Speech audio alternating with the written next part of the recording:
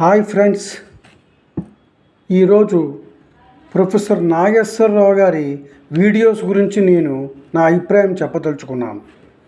Professor Nageswararao గారు అంటే నాకు చాలా రెస్పెక్ట్ ఉంది, చాలా గౌరవం ఉంది. కాకపోతే ఆయన ఈ మధ్యన వీడియోలు చాలా ఓవర్గా చేస్తున్నారు. ఎంచేతనంటే చిన్న చిన్న విషయాలకు కూడా, చిన్న చిన్న ఇష్యూస్కి కూడా పవన్ కళ్యాణ్ వర్సెస్ సిద్ధు, పవన్ కళ్యాణ్ వర్సెస్ ప్రకాష్ రాజు, వీళ్ళ విషయాల్లో కూడా ఆయన వీడియోలు చేసేసి రిలీజ్ చేస్తున్నారు. పోనీ ఆ వీడియోస్లో కంక్లూజన్ చాలా సస్పెన్స్గా చెబుతున్నారు, డిప్లొమాటిక్గా మాట్లాడతారు, చాలా సస్పెన్స్గా పెడుతున్నారు. దానివలన కన్ఫ్యూజన్ తప్ప ఏమీ కాదు.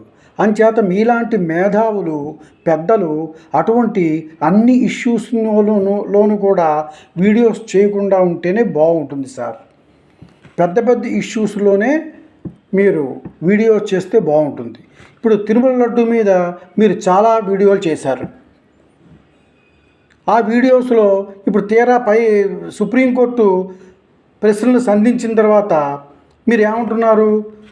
నేను గతంలోనే ఒక వీడియోలో చెప్పాను, సుప్రీంకోర్టు వేసిన ప్రశ్నలన్నీ కూడా నేను వేసిన ప్రశ్నలే, సగం ప్రశ్నలు నేనే వేశాను, సుప్రీంకోర్టు వేసినవి అంటున్నారు.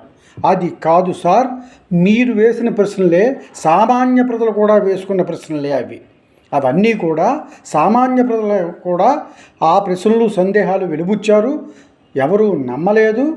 అవన్నీ కూడా సుప్రీంకోర్టు ఈ రోజున ప్రశ్నలకు సంధించింది. దానికి ఈ నేరారోపణలు, నిందారోపణలు కల్పించి చేసిన వాళ్ళు సమాధానం చెప్పాలి. ఏం సమాధానం చెబుతారో చూద్దాం. ఈలోగా నేను సుప్రీంకోర్టు చెప్పినవన్నీ, నేను చెప్పినవే సుప్రీంకోర్టు చెప్పింది అనడం అనేది అది కొంచెం మీ దురాశే అనుకుంటున్నాను నేను. అందుచేత మీరు పెద్ద పెద్ద ఇష్యూస్లోనే మీరు వీడియోస్ చేస్తే మాకు కూడా నాలెడ్జ్ వస్తుందండి. మీ వీడియోస్ మేము ఫాలో అవుతూ ఉంటాం, చాలా నాలెడ్జిబుల్గా మాట్లాడతారు, చాలా అర్థం చేసుకుంటూ ఉంటాం మీ వీడియోలు.